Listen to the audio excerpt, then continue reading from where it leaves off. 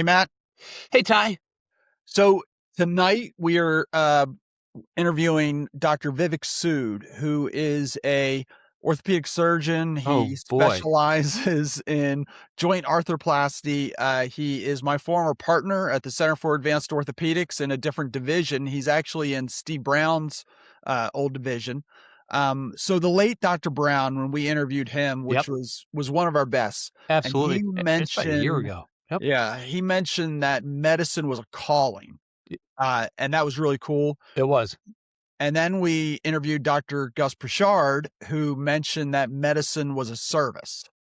Agreed. Yep. Now, there is also a business aspect of medicine. And when I thought about that, Vivek is definitely good on the business side and a businessman. And I thought it'd be good to explore that with him because you can't give the service and you can't answer the calling if you're out of business. Yeah, man. No, I That think that makes makes sense. sense. Yeah. So your role, since you are a businessman but not a Okay. doctor, is to keep us with the good questions. So Okay. I want you to pretend that you are a med student thinking about choosing your specialty, or you're a resident thinking about what kind of practice you're going to set up. And those are where your questions are going to come from. Okay. All right. Great. So I got to put on my inner nerd. Okay. Yeah. Yeah. Channel And my inner then klepper. Okay. and then I have my big speech that you're going to cut anyway. So I'm just going to FaceTime you after the podcast and Okay. give you my speech. It Lucky is me, great. everybody. Hey, everybody. So welcome to House Calls, the podcast. Tonight we have Dr. Vivek Sood, who's an orthopedic surgeon, joint arthroplasty specialist. He was my partner at the Center for Advanced Orthopedics in a different division, and we were partners at the Surgery Center of Glen Burnie. And we're going to talk to Dr. Sood about his journey in medicine and where that has led him, and also some about the financial or business side of medicines. All right. So Let's welcome, go. Vivek. Hey, thanks, Ty and Matt, for inviting me. I've definitely watched a lot of your podcasts and quite impressive the work you guys are doing, right? So it's very good for people and physicians to become aware of what's out there. Well, Your question specifically about my interest, I mean, I think I'm a little lucky. I grew up around a lot of physicians. My uncle is an orthopedic surgeon. Another one is an internal medicine doctor. My aunt's a pediatrician. They all kind of came to the US in the 70s and did really well. I was growing up in India, until I was probably 14, 15 years old. Didn't know anything else other than that medicine or some version of medicine is what I was going to end up doing. amazing. And what about your parents? When you're growing up, those relatives, are they still in India or are they over here at that time? No, so these relatives are all here in US. In Okay. India, my uncle, my father, and my grandfather practiced homeopathic medicine. So I'm not sure if you're familiar with that or Ayurvedic medicine. It's basically a type of medicine that is all based upon diet, all based upon natural stuff with no processed treatments in any sort of a way, right? So Yep. that's what literally when I was 10 years old, I'd go to my grandfather and my father's uh, wherever they practice, they call it a shop or a dukan or something like that, and just go and see them practice this kind of medicine. So, wow, that's pretty cool. So, and you had no interest in going down that path of medicine, Well, I but mean, I always knew I would end up doing some version of medicine, whether homeopathic, Ayurvedic, or allopathic, like here in US. I had okay. an unfortunate event that happened in my life. I think Ty knows a little bit about it. I lost my parents when I was 14 years old. And after that, my uncles and aunts here, they're like, hey, both your parents are passed away, so we're going to adopt you. They brought me here as an adopted child. I went to high school in 10th and 11th and 12th grade here in US. And then just on to never really thinking about anything else but doing medicine all the way, right? Wow. From college to medical school to, didn't know that I was going to do orthopedics, but just knew that I was going to do medicine, right? Some version of that, right? For 14, obviously life-changing event, and then it kind of sets you on this path. You come from a different country and on and on and on, everything you just said. At what point did you realize, I've overcome all these hurdles and now I have to work with Ty House, who just grew up down the street, and one time he went to Colorado. I mean, did you kind of feel like I really have put in the work, and this guy just kind of rolled out of bed, and here he is. Listen, I think Ty has different sides of him, which as a buddy of his, you just don't realize. He's hardworking. He and I, we were really at one point in competing groups, right? But you and I have always got along for one reason or another, right? I don't think Very much. I've Yep. ever looked at you as an adverse in any sort of a negative relationship, and hopefully you haven't done the same thing either, right? So, I mean, we've definitely had a lot of fun for 14 years that I've practiced medicine for. All right. Before we go any further, stop that about being nice to Ty. So, seriously, as like when you were young and you decided to go to medicine, did you consider the finances at all? Or like I kind of just had the attitude of, okay, I was going to be a doctor, the finances will take care of themselves. Like I actually kind of had the attitude of oh, it'll be nice to never have to worry about money. And that was obviously very naive because, like I said, you have to run the business side of it and you have to do contracts and things like that. Were you aware going in, like that first day of med school, were you aware at all that there was a I business don't think so, future of Ty. I this? mean, I think that was one of the things I've actually talked to my uncles and aunts about who practice medicine. That this is something the older generation. I don't know if your father did that. They just never talked about the business of medicine at all, right? It was kind of like learning on the ground, so to say, right? I wish they had talked to us a little more about it and educated us a little more about it, but just did not. And it's kind of funny. You're talking about the financials. Even when I went into orthopedics, my wife's a cardiologist, by the way, right? So we never thought, we just thought that, hey, we would make a few $100,000, but we saw all the doctors that they lived a good life, did not really have a clue as to that whether 100,000 or 200 or $500,000 is required to have that life. I was just really naive. Part of that is probably because I came from India. I just did not understand the dollar. I mean, I just looked at coming from India. You would get every dollar got multiplied by 40. So I would just think, oh my God, this is a lot of money, a lot of Indian money, right? So that was really basic to me, right? So. But it's interesting because, Ty and I were talking about it, and we said it earlier, we've had other doctors on, the late Steve Brown and Dr. Gus Pichard, and they both talk about medicine being a service and then a calling. But its reality is you got to feed your family. You got to feed yourself, and you got to 100%, feed, right? right? So I think, Ty and I have talked about this at times, right? If you do not appreciate both parts of it, clinical and the business side of it, then you are going to just, you're going to run into a lot of trouble, right?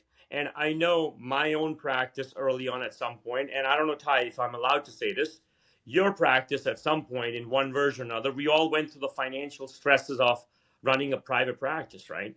And just Yeah. because of learning on the job through the mistakes, we had to become smarter or we would be employed in one form or another by some hospital system or some healthcare system. Do you agree, or am I No, divulging a little too much? I totally agree. And my one story, Matt, was when I interviewed at University of Maryland, this neurosurgeon, and I wish I remembered who he was, but he started talking to me about the decreasing in reimbursements. And was I worried about the future of finances in medicine?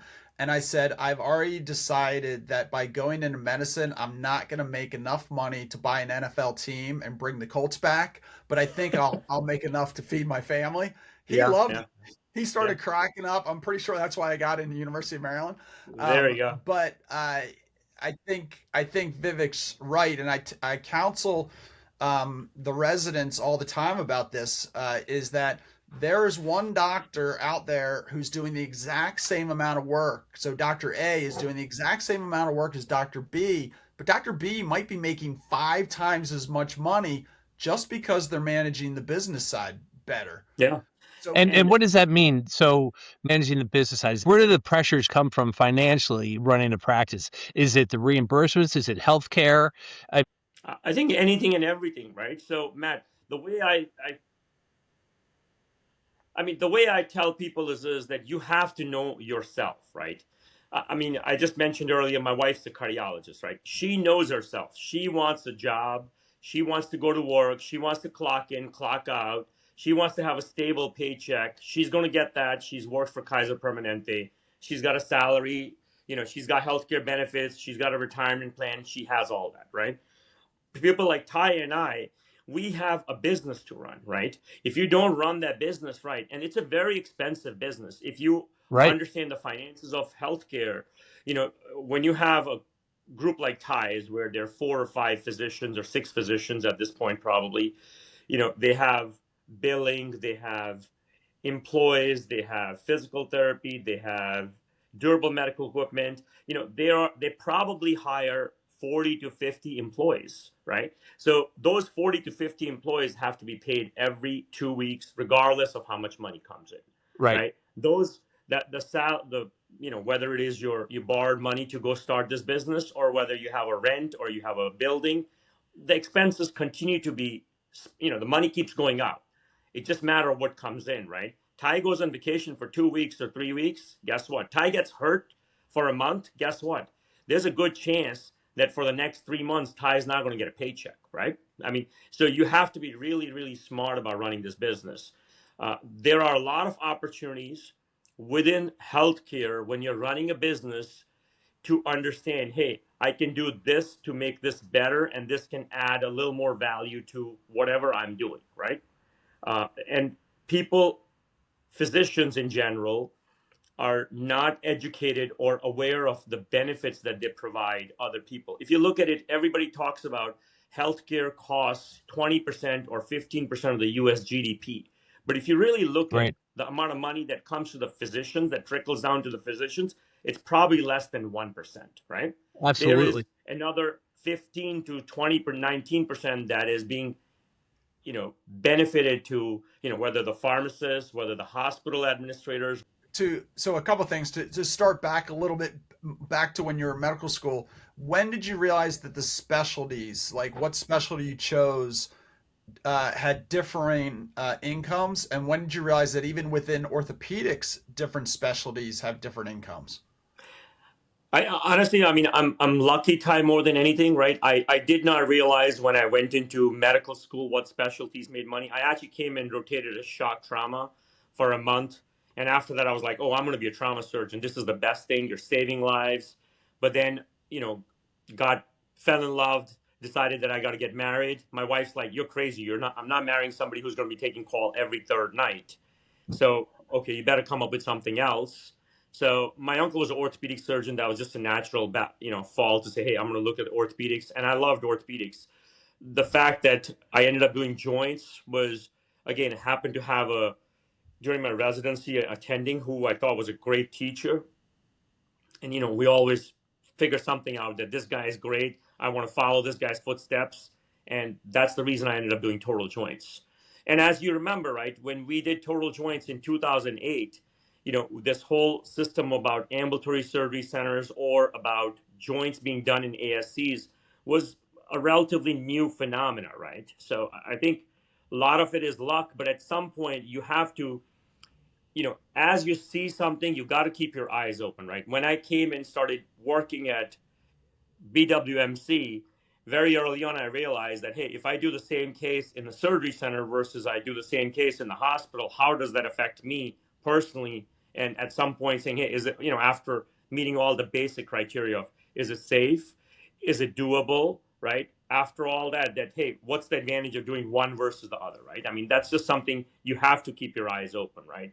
9 out of 10 physicians are not doing that. They're just so hard at work, going to work at 6:37 in the morning, finishing up at 5, 6, 7. They're totally worn out. They don't even have time to think about what they can do to do a value add or make the system better. It's interesting, besides you guys and Dr. Brown and Dr. Pichard, we talked to Dominique, we've talked to Tudor, but I think one thing I've always taken away from those people is that no one got into that game for the money. Right. They were answering a call to something else. And that's, as a patient, that's always reassuring. And as we've talked about, the money that you walk away with today is different than you did when your uncles, when your father, did it as well. But nobody I've ever heard or come across is like, oh, I'm in it for the money. But Ty said it right? This is not going to be a profession that is going to make you filthy rich, right? If you're driven to say, I want to make the most money, you should not do medicine. Right. But on the other hand, if you say, hey, I'm going to go take care of somebody and I'm going to get paid quite well, right? I'm gonna be able to afford a decent house. I'm gonna be able to afford a nice car. I can go on nice vacations, and on top of that, there is no other profession, right? You're gonna have a carpal tunnel done, and you had a carpal tunnel, you know. Sure, Ty is going to make money of that. You're not going to find anything else that is out there that you're going to say, hey, Ty, thanks. I'm not having that numbness tingling at night. I could sleep better. I can write better. I can play the piano keyboard better. I can type better, right? Nothing else is out there that you can really do that in, right? I mean, so that's it. That's the calling part of it, right? Right. Right. Well, I mean, podcasting from your basement pays big dollars. I don't want to let Yeah, that I cat hope out of the you're making bag. a lot of money on this. Yeah. I No, don't want to let that cat podcasting out of the will bag. make big dollars. I keep telling Matt. But before we get into, because I really want to get into the ancillaries and surgery centers and what you're doing now, but before we get into that, we need to explain to Matt and to the audience that there's a difference between what your wife does, where she's an employed physician, and a private practice physician. And they both have financial stresses, but the employed physician, you're more like, this is your salary, this is what it is, but you got to produce because there's another contract negotiation coming. So it's not like you're totally free, but you're usually working for a pretty big organization, so you can't maneuver as well during certain times. When you're a private practice physician, you are basically a small business owner, and that means Absolutely. you can be hurt by government decisions, and sometimes things are unusual, like when COVID slowed down everything in medicine for orthopedic surgeons who are hospital based. It was our busiest time ever because everybody was working from home. They all wanted to get fixed. There's stuff they've been Yeah. putting off forever. They wanted to get fixed. And it was great for surgery centers because the hospitals were closed. We were the only game in town. And that Yeah, lit I mean, a literally fire. after the first 4 weeks or 6 weeks of COVID, right? Mhm. I mean, that's probably the busiest, our Glen Burnie Surgery Center or any surgery center, right, that I was part of I mean, it was ridiculous, right? Everybody, not only were you getting the physicians who were already partners or who were credentialed, you were getting new physicians who were like, hey, we got to get credentialed because you guys are open. We need to do cases. So please, can we come and do some cases? Can you open up on Saturday to do some cases or whatnot? You're 100% right. Make that decision though between physician, private practice versus employed. How did you make that decision? And how would you Um, advise somebody? Was that a tough decision for you to go private versus hospital based? I think for me, the decision was really my wife. And again, I give her a lot of credit and I pull her leg a lot. She was from Maryland. She went to med school here. After we got married in New York, I found a really nice job at Mount Sinai. And they were going to hire me as an academic attending for doing their total joints because the total joints surgeon was going to HSS. And I went to my wife and I said, hey, I think this is a great job offer. She's like, yeah, Montefiore just offered me a cardiology position because I'm just going to finish up. It sounds really good. Let's go. We can live in the city. We'll have a little bit of money. But then she, in passing, goes, but in 3 years, we'll move to Maryland. I'm like, what? What are you talking about? She's like, well, my family's from medicine. It's part of our uncalled prenuptial agreement that we have to be within 25 miles of my parents. I said, you're crazy. Like, I'm not doing this twice. So literally, I came and I went to a few practices. I actually interviewed with Ty's practice also. And I interviewed with my practice at Bay Area, as well as some other places. And I said, listen, I have to be in this area. And Bay Area Orthopedics was not even looking for a joint surgeon at the time. So I said, guys, I really have to be here. So they're like, oh, we'll create something for you. And they gave me a very, very reasonable number, which I think was like, oh my God, that's a lot of money. And that's why I joined this practice.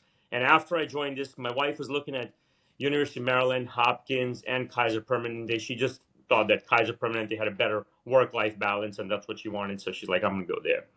Easy. But, continuing that, first year, 2 years, 3 years of private practice are very stressful time. I don't know if you remember that. I know it's been a while that you and I went through that. Trying to meet some numbers. You're sitting down with senior partners and they're telling you, hey, this is what you're doing. My year 2, I remember meeting the Kaiser Permanente chief to say, hey, maybe I'm thinking about, leaving private practice and go and come for Kaiser also. Somehow, we sat down and he's like, hey, what are you doing? And the guy's like, hey, I said, right around that time is when I joined the surgery center. The surgery center was starting to produce a little bit of an ancillary income. And then I sat down and I thought about it. I'm like, yeah, I'm, with Kaiser Permanente, I'm never going to have a chance to do any sort of ancillary income. And that surgery center ancillary income is probably the reason I stayed in private practice, right? Because then I just saw, okay, you know what, I can build on this. Right now I'm just doing, ankle surgery or ankle arthroscopy or, just foot and ankle basic stuff. Maybe I could start doing joints. So then I went to 1 or 2 courses. My fellowship director had done some outpatient joints. So I said, all right, in 2011 is when I did the first outpatient joint. And then that from there, it just changed everything. And people, again, the point being is you got to keep your eyes open, right? If you say, I'm going to do this, look around. What can you do to make something better that can be a value add to people in some format or another, right?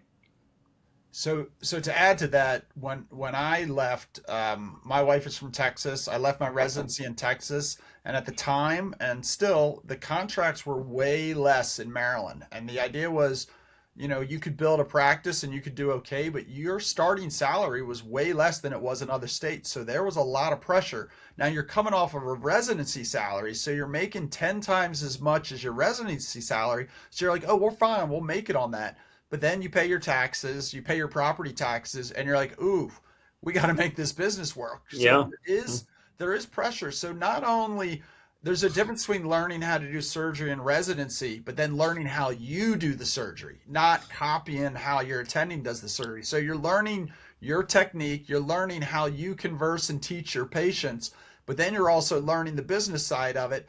And then you have the fact that you get your first bonus, and the government takes half of it. You're like, what?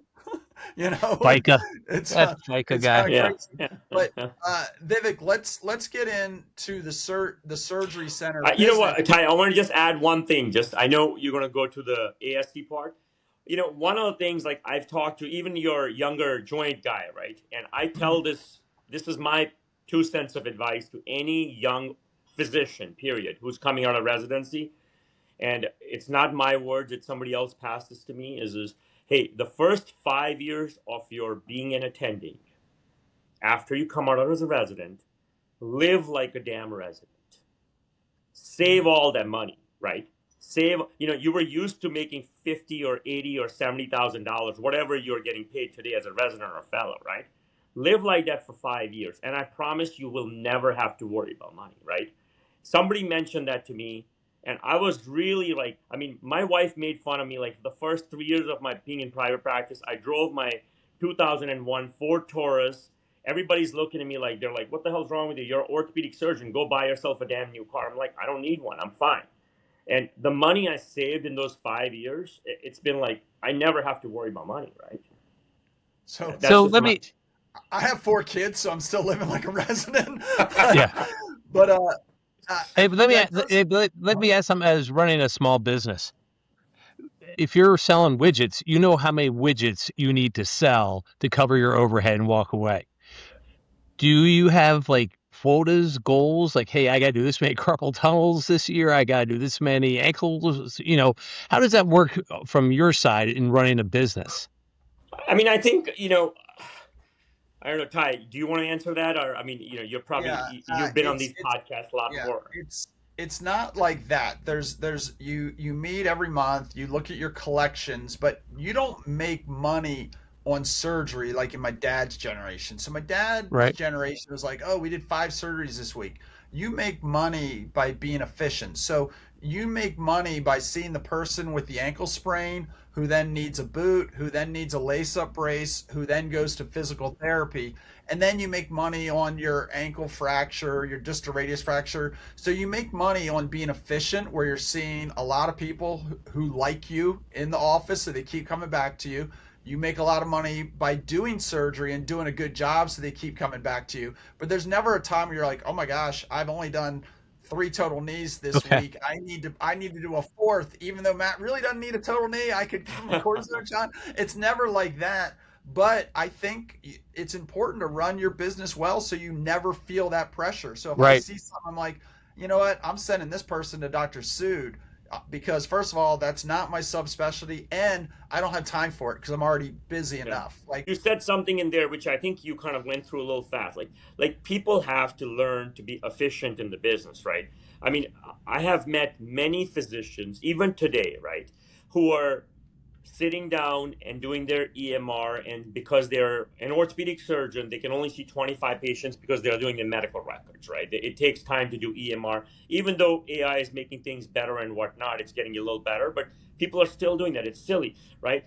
Go spend the money to hire a scribe. Go do something so that instead of seeing 25 patients, you can see 30 patients or 35 patients, and you can give them one-on-one more attention so they don't look at you like, hey, this guy is just like typing everything as I'm talking to you. Talk to the people. Treat patients like the way they want to be treated. Because guess what?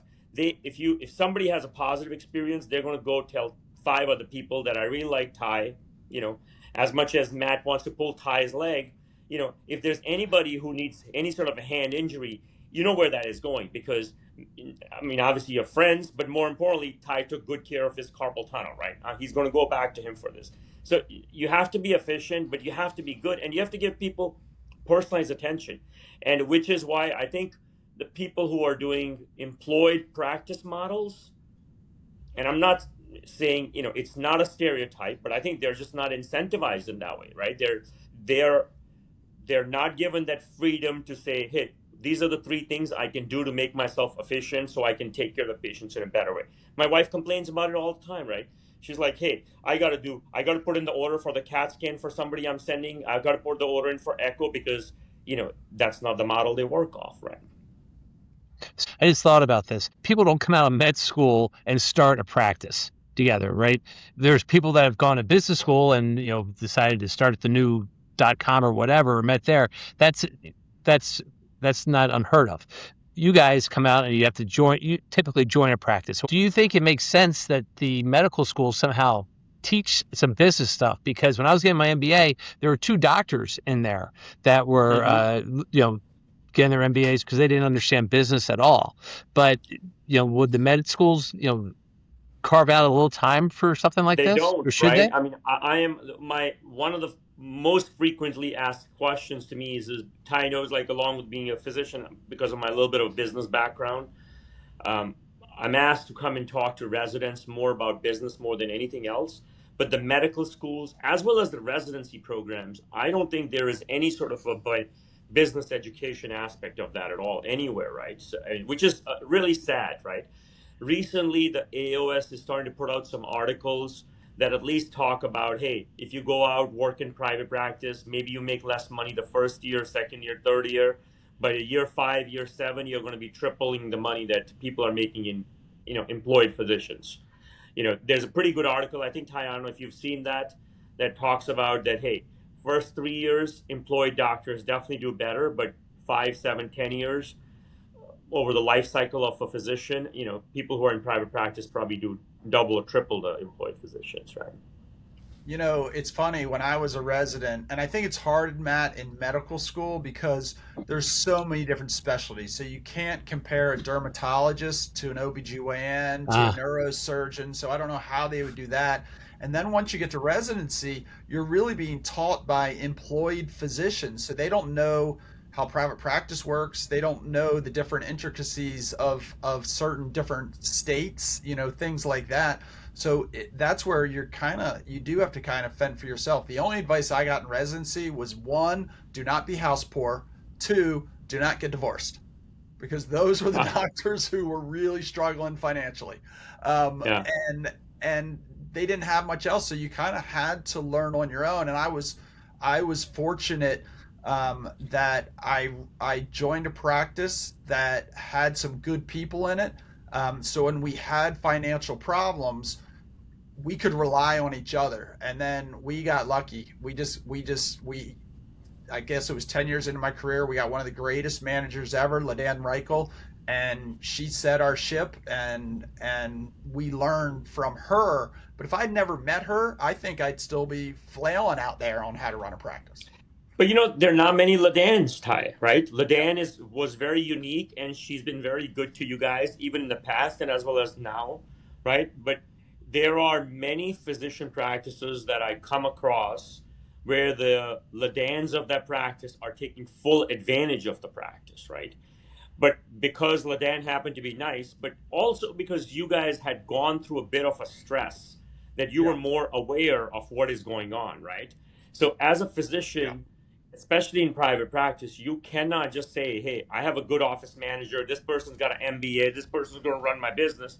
You got to be careful, right? You got to say, hey, you got to learn it, right? If you're not willing to learn it, then you should not be in private practice. I mean, that's just my advice, right? I mean, you better, my practice, we had 4, 5, 6 physicians that we hired afterwards.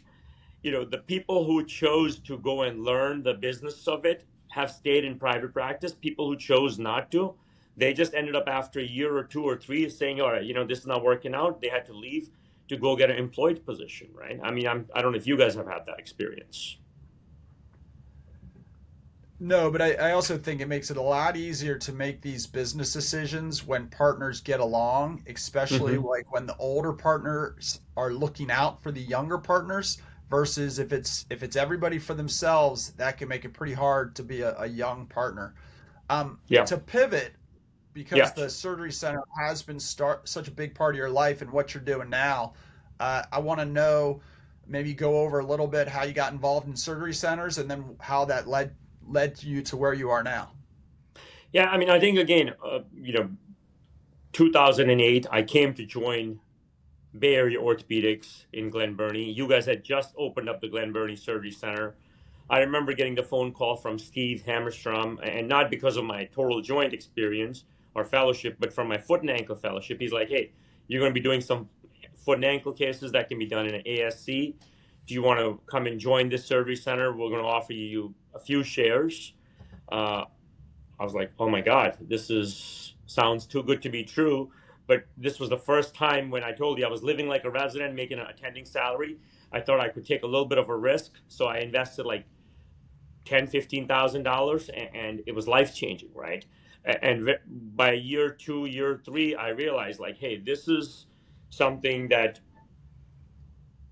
if I did not happen to be at the right place, the right time, I would never have any exposure to this. Which means if I don't have that exposure, there are many, many other doctors who don't have that exposure. So I actually started talking to some of my senior residents who had been in practice longer than me, and that's how I got one of them involved in a surgery center. And then one thing, led to another, allowed me to, help develop multiple projects to where, SCD asked me to come on initially as a part-time partner, and then eventually as a full-time partner. And as you know, that we've had a couple of equity events where we've sold a bunch of surgery centers, so that's all been really good, right? Just to back up, so now are you still practicing, or are you part of the management of surgery centers? Ty, Yeah, of course, so didn't I explain that piece. retired in 2021 December. I actually gave up clinical medicine. Ty knows it well, right? And then I just went full time. I've been full time with SCD since 2018, 2019, something like that. But at this point, honestly, even that is on my senior partners have been so good about putting that on a cruise control. We're continuing to develop, but on the same side, I have a lot of time. Even I call Ty once in a while when my wife is ready to kick me out of the house. I say, Ty, find me a part-time job to do 2 days a week. He's like, Vivek, you crazy? Why do you want to do this? And then after 3, 4 days, I kind of calm down, and then I don't call him for another 6 months, and then I'll call him back in 6 months and be like, Ty, I think I got to do something. Hey, if you do carpal tunnel, I mean, I'll go to you. I'll give you a shot.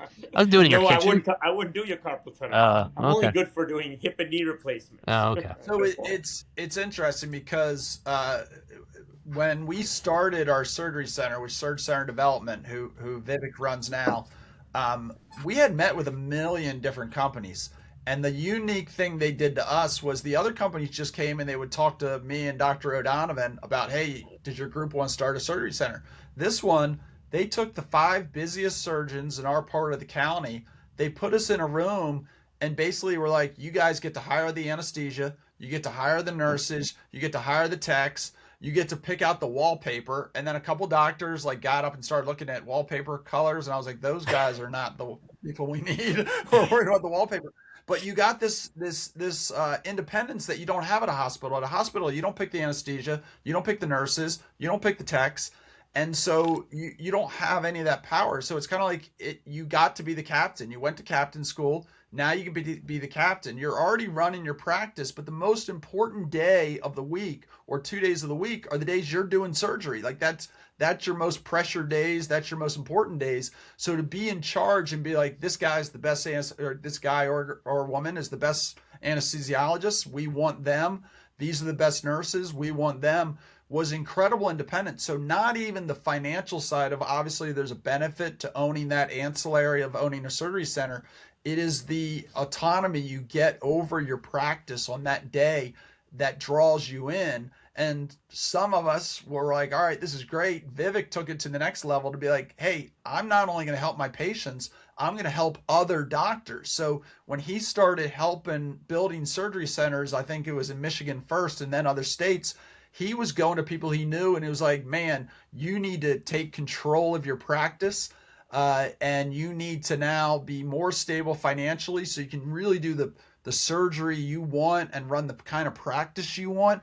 And then on addition to that is the surgery center is like a Ferrari versus the hospital being an 18-wheeler. It's so much more efficient without wasted time that you can get more cases done in a shorter amount of time. And that means that maybe you only need to operate 1 day a week instead of 2 days a week. So you can be in the office more, so you can actually spend more time with each patient, or you can take a day off. Take a day You can off. take Yeah. more vacation, all those things.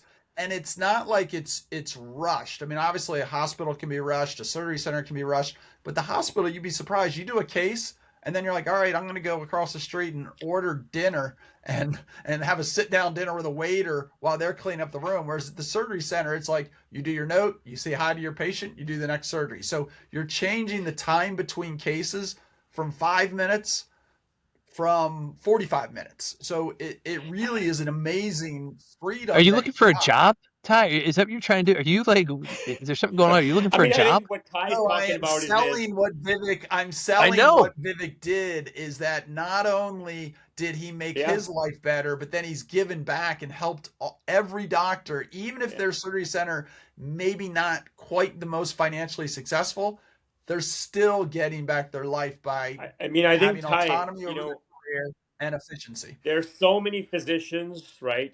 Including Stacy Burner, right? My senior partner, right? In Surg. He's like, Mhm. I didn't even care about the money. He's like, I had 3 kids in high school and middle school. I just wanted to get home. He's like, I'm a hand surgeon. He's a hand surgeon like you. You know, you can do 10, 12 cases in a day. But if you're at the hospital, you're going to do 10 to 12 cases. You're going to start at 7 in the morning and you will be there till 6 or 7 p.m. at night. You're not going to make it home for any of the kids, any sporting events. You're not going to make home for dinner, right? Whereas when he started his surgery center, he's like, Vivek, the best part was I started seeing sunlight in the evenings, right? I would be done at 2:30, 3 o'clock. I would leave from there. I'd be able to go to my kids' lacrosse game or their hockey game and go see them and then have dinner with my kids. He has 5 kids. He's like the only time I would see my 5 kids maybe Saturday or Sunday. Now after the surgery center, I could see them, you know, 3, 4, 5 days a week. He's like, that's what it was all about. So the financial part is obviously tremendous. Nobody's going to downplay that. But on the flip side, the plus side of having, hey, being home. I mean, the reason really everybody works hard is to make sure they have a good family life, right? If you can't have that, what's the point of doing all this, right? Yeah. Now to pivot, because you're still working on surgery centers. So if you want to build a surgery center, call Dr. Sood. If you have a surgery center that's not just efficient and doing well, call Dr. Sood. But I want to leave us some time to talk about your mission work. And I want to know, like, where did you go and what that meant to you for your career back in America, but also how you thought about healthcare in the world. Yeah, so to start off with, I went to mission. Started in 2011. Actually, really is the first time I went on a mission trip. And again, all these things kind of fall back on surgery center, man. I mean, I know I hate saying that. We keep going back to that, right? That allowed me to have a little extra income, allowed me to take a little breather, allowed me to say, you know what? Instead of working 5 days a week, I'm going to work 4 days a week, which gave me time to like think about, a things not on a micro level, but a bit more on a macro level. So I think a lot of advantages, right? I mean, you get a little extra money. You're like, all right, I don't have to go kill myself. My wife being a physician obviously was a huge help. Um, the first time I met this guy, Paul Kanuja, he's an orthopedic surgeon at Hopkins. He was going on a mission work to India, and I just thought it'd be cool to just go back to India and go do some charity work.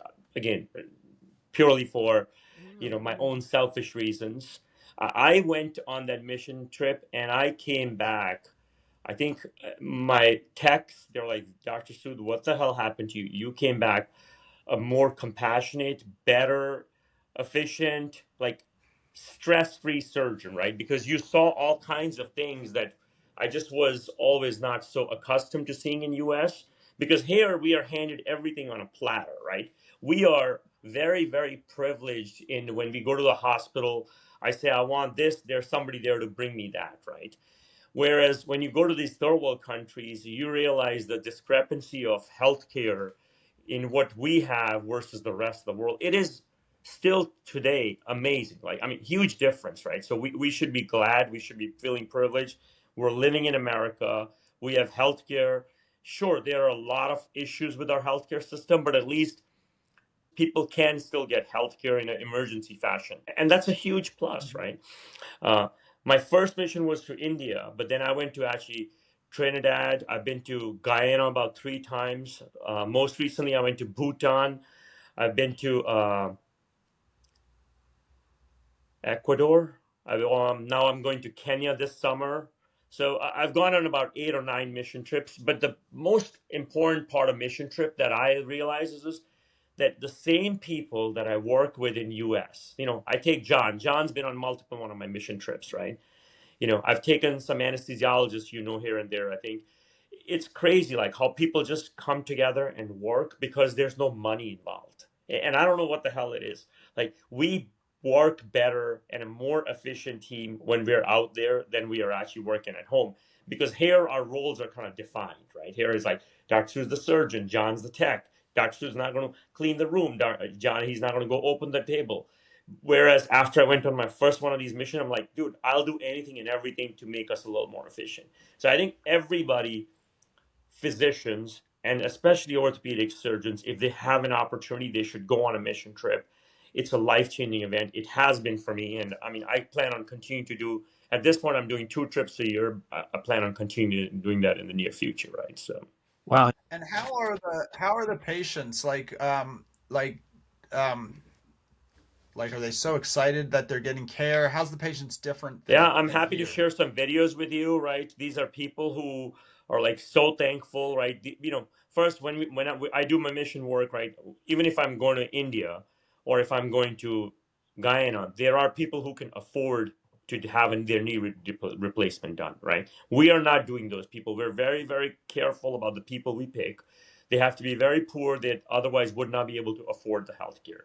And then even then, like sometimes I've gone to hospitals where they're like, oh, we're going to let you use our hospital, but the patients have to buy the medicines. The patients have to do this. Patients have to do this. It's going to cost, instead of $1,500, it's going to cost them $500. I'm like, no, if I'm doing mission work, I want to work in collaboration with the local hospital, the local organizations. So if I'm going to come spend my time, energy, I want to make sure that the hospital is also fully a partner in that, right? So we make sure the patients aren't paying $1, right? We take care of their medicines, we take care of everything, right? They are so thankful. I mean, I know we do a knee replacement here and we have this whole pain protocol. People are using Percocets, oxycodone. These people, we can't take all that stuff. So 99 times out of the patients, will be taking Tylenol and Motrin, maybe some Celebrex. That's it, because that's all we can provide them. And they're like, hey, I have no pain. We're great. Day 2, day 3, they're up walking without any assisted devices. They're like so excited. Every time I've gone back, a lot of people have come back and thanked us and, brought a bunch of little presents, etc. I mean, it's life changing for us and for them. Why do you think they have less pain? Do you think it's just they're more stoic? They've lived with the pain so much that knowing that they're going to get better makes it so they don't need the higher pain medicine, or what's your theory? I have tried to figure this out. Is it that, hey, they have higher pain threshold, or is it that they've lived with more pain, or is it just that they never expected to get better, and now they have a chance to get better, so they're just not going to complain about it. I think that's probably the most common reason, is what I feel like, right? I mean, if I feel like I'm going to lose my finger and somehow Ty comes and puts my finger together, even if I have a little bit of pain or discomfort, I'll be like, dude, Ty saved my finger, right? I mean, stop complaining about little discomfort you're having. It. So I think maybe that's the part. I don't know the answer, right? Or maybe Anything I would say to maybe they people just is don't just, complain. Period. yeah, that's possible too. We have, we're living in this developed part of the world where, I should have everything, not yesterday, not tomorrow, now, right? Not in 10 minutes now, right? Immediate satisfaction, immediate improvement is like, essentially what we expect in everything, right? In life, whether it is surgery, whether it is you go to a restaurant, whether it's, my car, everything's got to happen right now, right? So. There's a little bit of a moment, and since you have kids, I'm going to ask you about this, and this is a good wrap-up question. Is I see sometimes these different sites where doctors say, "Oh, I wouldn't want my kid to be a doctor," and I know there's ups and downs, but I would still encourage kids to be a doctor. What do you think? So I have 3 kids, right? But bottom line is, I tell them, if you want to do medicine, you should do medicine, but just make sure you're doing it for the right reasons. Exactly. And right Yep. reason, again, being, don't expect to make a huge amount of money. Don't expect to have like, hey, I'm going to be a billionaire. Like you said, I'm going to go own an NFL team. Not going to happen, right? Just don't expect it, right? On the flip side, that satisfaction I get from taking care of those people, they see that, right? So, my daughter has gone back and forth, but we don't tell her one way or the other, right? We say, if you want to do medicine, only thing advice is know the reason you're doing this for, right? If you are, and I have a lot of friends who are very unhappy physicians, and I honestly believe that they went into medicine for wrong reasons, right? If I had a choice again, even knowing everything about the business part of medicine and also about clinical medicine, I would not think twice about doing anything other than being an orthopedic surgeon, right? So there's so many options. First of all, there's so many different specialties. There's so many different practice models. You just need to find the right spot for you. And now there's a lot like you're doing. There's businesses that are associated with medicine that you don't get to unless you're a doctor. So you might be like, you know what? Clinical practice is not for me, but administrative practice is for me. There's so many different ways. Like maybe you get in there and seeing patients every day is not your thing and you love business. Healthcare is one of those businesses that continues to evolve. People think it's the same, it's not. It continues to evolve, it continues to change. Advise people when you're is go into the specialty you love because it does change. And Vivek and I were both in the same situation is in orthopedics when we were coming out, spine surgeons were who were getting paid a ton. Hand surgeons were not getting paid, foot and ankle surgeons weren't getting paid. And when the surgery centers took off, that's when the foot and ankle surgeons started getting paid. Vivek said that's why they first wanted him at the surgery center, and that's why hand surgeons started getting paid. And then ultimately it transitioned enough, and it wasn't because of us, it was because of that joints started being done at surgery centers, which made Vivek even more valuable to a surgery center. And that wasn't from orthopedic surgeons, that was technology advancements, mostly with anesthesia, that made it so you could get a knee replacement or a hip replacement and go home that day comfortably. So the technology is always changing. So if you love a certain specialty, go into it, because the specialty you might go into just because of money, technology could change that, and that specialty might have to totally pivot. Yeah, just you have to be open. And I think that's the part I wish the medical schools would be, or the residencies would be teaching students how to look at something and not just look at it from one lens. Look at it from, hey, this is another way how you could look at it. This is a different way you could look at it, so that, you can figure out whatever works for you. And I tried to get Matt to go to medical school. I took him around him one day. He wasn't inspired. And now he is on the fastest growing health and wellness podcast in the entire nation. So I'm basically a doctor. Yeah. Basically. Yeah. What's your story behind your wellness? Exactly. Your wife is a cardiologist. You have your Indian background. What are you doing for your fitness in retirement? And what are you eating? I mean, I probably work out 5 to 6 days a week, at least 20 minutes of yoga, minimum 20 minutes every day. I'll alternate between running and then rowing, 30 minutes of rowing or doing a 3 mile run on alternate days. And then I'm trying to lift, which is one thing that I'm not good about. I don't lift, but I should be doing better. So the other thing is, I told you, I try to play a little tennis and pickleball, but I'm obviously not good at either of those. So, but the rest of the stuff keeps me busy. And now, as a cardiologist, does your wife kind of make the house eat really strict, or Oh, how does that work? I mean, I think there's probably very little processed foods that come in my house, right? If we're having processed foods, sure, the kids may go to the grocery store and pick something up, some junk food. We're not going to scream or yell at them, but there won't be any processed foods in the house, right? So that's the one thing.